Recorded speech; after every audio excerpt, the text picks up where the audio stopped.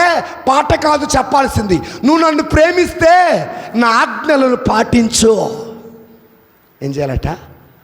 ఆజ్ఞలని. దొంగతనం చేశావు, ఆజ్ఞ పాటించినట్టేనా? అబద్ధం ఆడావు, ఆజ్ఞ పాటించినట్టేనా? వ్యభిచారం చేశావు, ఆజ్ఞ పాటించినట్టేనా? కోపంతో భర్తని తిట్టావు, ఆజ్ఞ పాటించినట్టేనా?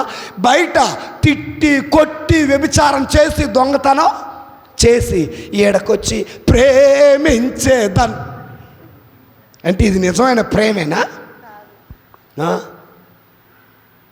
ప్రేమేనా? ప్రభు అన్నారు, నీవు నన్ను ప్రేమిస్తే నా ఆజ్ఞలని. మీరు ఎవరైనా దేవుని చూసారా? చూడలేదా? నేను చూసా. మీరన్నా ఎలా చూసారంటే, ప్రేమే దేవుడు, దేవుడే ప్రేమ. యోహాను గారు రాసిన మొదటి లేఖ 4వ అధ్యాయం 8వ వచనాన్ని చదవండి.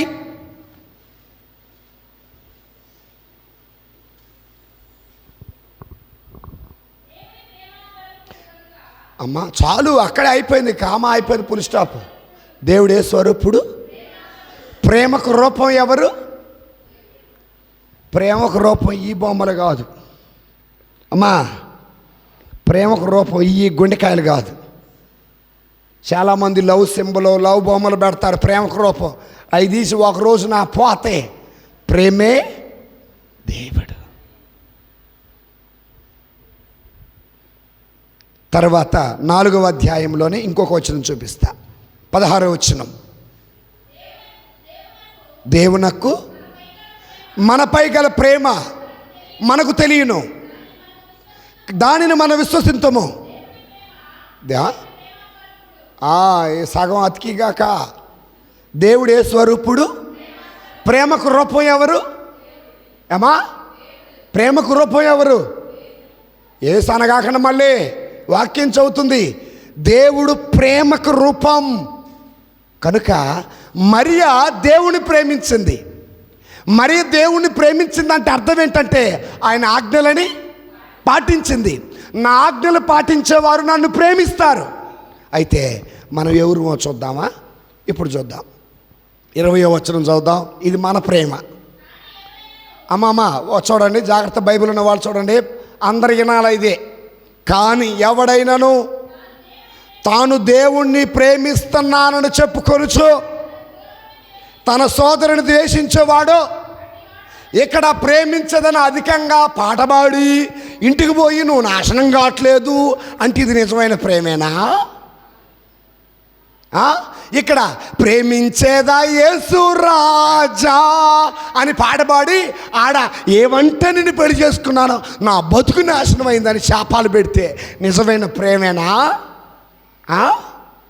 ఇక్కడ ప్రేమే జగతికి రూపం అని పాటపాడి ఆడబోత ఈయన కుక్కకి సిగ్గులేదు అని తిట్టేవాళ్ళు ప్రేమ స్వరూపులేనా? చెప్పండి. మరి నువ్వు నిజంగా దేవుణ్ణి ప్రేమిస్తున్నట్టేనా? నేను దేవుణ్ణి ప్రేమిస్తున్నానని చెప్పుకుంటూ అత్తను, భర్తని, భార్యని, నీ తోటి సోదరి సోదరుని ఎవరిని దూషించినా నీది నిజమైన దైవ ప్రేమ? హల్లెలూయా, హల్లెలూయా, హల్లెలూయా. ఇప్పుడు నిజంగా చెప్పండి, ప్రేమిస్తేనే పాడు. ఎబినేజరే, ఎబినేజరే. నువ్వు పాడేది చుండూరు వినపడుద్ది, నువ్వు తిట్టే తిట్టు కూడా ఈడ పాట పాడటమేలా, ఆడకెళ్ళి అక్షంతలు వేయటం. ఏ అక్షంతలు?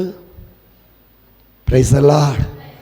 మీ నిజ రూపాలు గుళ్ళో కాదు, తగువైనప్పుడు చూడాలా. మీలో ఉన్నటువంటి శత్రువు బయటకు వస్తాడు. కానీ ప్రభు అంటున్నాడు, మరియ నన్ను ప్రేమించింది, నా ఆజ్ఞలని పాటించింది. నా ఆజ్ఞలు పాటించింది కాబట్టి నా ప్రేమ ఆమెలో ఉంది, ఆమె నాకు ప్రేమ చూపించింది. అందుకే యోహాను గారు రాసిన యోహాను శుభవార్త 15వ అధ్యాయం చూద్దాం. తీసారా? యోహాను శుభవార్త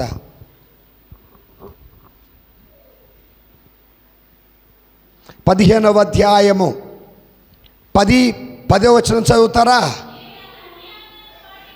నేను, యేసు ప్రభు వారు పలుకుతున్నారు, నేను నా తండ్రి ఆజ్ఞలను పాటించి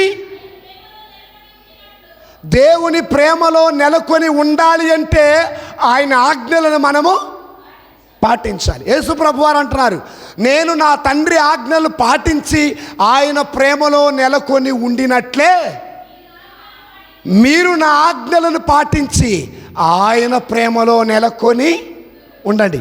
దేవుని ప్రేమలో, దేవుని కాపుదలలో, దేవుని కృపలో నువ్వు ఉండాలి అంటే ఆయన ఆజ్ఞలను నువ్వు తప్పనిసరిగా పాటించాలి. అందుకే మరియా దేవుణ్ణి ప్రేమించింది అని నేను ఎలా చెప్పగలనంటే, ఆ మరియా దేవుడు చెప్పిన ప్రతి ఆజ్ఞకి పాటించింది.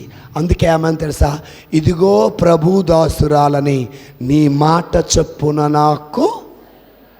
హల్లెలూయా. అంటే ఆ తల్లి దేవుని మాట పాటించిందా లేదా? ఎన్నైపోయినాయి? 3 అయినాయి. మొదటిది, అంతా మనసున పెట్టుకుని మనను, అంతా అంటే మంచా చెడా, మా ఆత్మీయమైన అనుభవమా లోకానుసారమైన అనుభవమా? రెండవది, ఆమె హృదయాన్ని ఒక ఖడ్గం దూసుకుపోయింది. శ్రమ స్వీకరించి దేవుని స్తుతించిందా లేదా? నీ జీవితంలో శ్రమలు వచ్చినప్పుడు ఏం చేయాలి? ఎవరి వైపు చూడాలి? ఎవరిలాగా చూడాలి? మరియ వలె, స్టెఫాను వలె, పౌలు, శిలాసుల వలె చూస్తే ఏ దర్శనం కలుగుతుంది? దైవ దర్శనాలు కలుగుతాయి. హల్లెలూయా, హల్లెలూయా. మూడవది, ఎవరిని ప్రేమించాలి? ఏమండి, భర్తకి ఐ లవ్ యూ చెప్పారు, భార్యకి ఐ లవ్ యూ చెప్పారు, గర్ల్ ఫ్రెండ్కి ఐ లవ్ యూ చెప్పారు, మమ్మీ డాడీకి ఐ లవ్ యూ ఏసైకి చెప్పారా? మళ్ళీ పాట పాడుతా, I love you Jesus, I love you Jesus, I love you Jesus. తర్వాత ఎవరు? కష్టం వస్తే ఫర్ ఎవర్ మొత్తం పోయింది. గుళ్ళో ఏముంది, ఏమి లేదు. అలారా మన మధ్యలో అలాంటి వాళ్ళు. సో మనం దేవుణ్ణి ప్రేమించాలి.